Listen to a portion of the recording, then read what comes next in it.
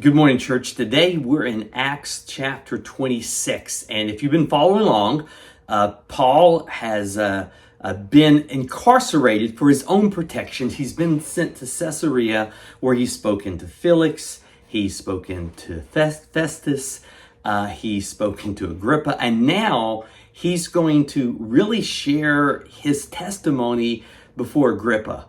In an amazing time, Paul goes through and shares about his conversion to Christ.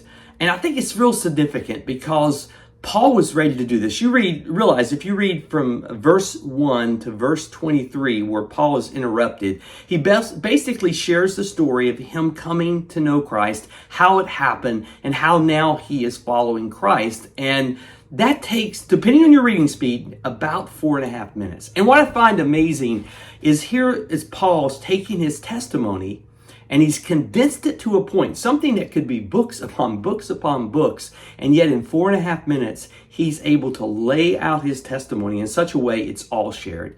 And I just want to say, I think that's a challenge for us. If someone asks us, hey, you're a Christian. Why are you a Christian?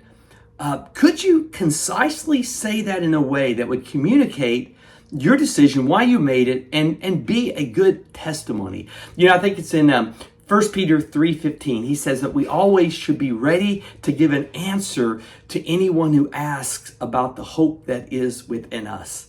When I was young, I remember learning that. I remember going to a place where they taught us how to share our faith. And as part of that, they gave us a track, they gave us a tool to share the plan of salvation. But they first said, you need to be able to share your testimony. And I remember we had to sit down with others and we had to write it out and we had to go back and forth until in about 2.5 to 4 minutes, we could share our testimony, kind of like what was happening, where was our life before we found Christ, how did we come to know Christ, and the difference after. I just want to say, if you've never done that, it is a great exercise because once you do, your ability when someone asks to share is incredible. It always means more before you share the propositional truth of the gospel to let them know the difference it has made within you, the hope that is within you. So, hey, Paul had it. Paul was able to share that testimony. I would challenge you, if you have never put that together, do it.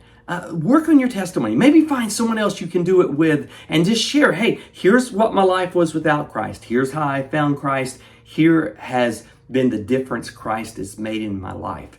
You never know when that opportunity will arise. And as 1 Peter says, we ought to be ready at any time to share the hope that is within us. Guys, thank you so much for being part of our daily Devo. I hope you continue as we're going to be following the track of Paul heading now off to Rome.